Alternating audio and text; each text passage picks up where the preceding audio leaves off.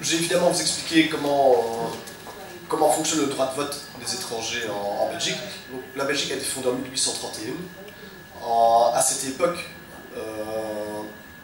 c'était le suffrage censitaire, ce qui veut dire que seuls les citoyens qui payaient l'impôt et qui payaient une certaine quantité d'impôt, donc évidemment la bourgeoisie, pouvaient voter. Et en fonction de la quantité d'impôt qu'ils payaient, ils pouvaient voter et avoir 1, 2, 3, jusqu'à 4 voix pour obtenir un suffrage universel. En 1948, on obtient le suffrage universel, c'est-à-dire qu'en Belgique, on est obligé d'aller voter. On est obligé de se rendre aux urnes, et si on ne se rend pas aux urnes, on est passible de peine d'amende. De peine d'amende.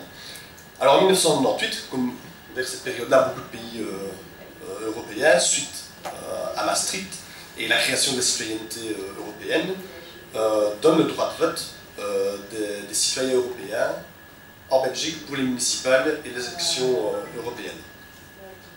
À partir de 2004, la Belgique décide de donner le droit de vote aux citoyens belges hors Union européenne.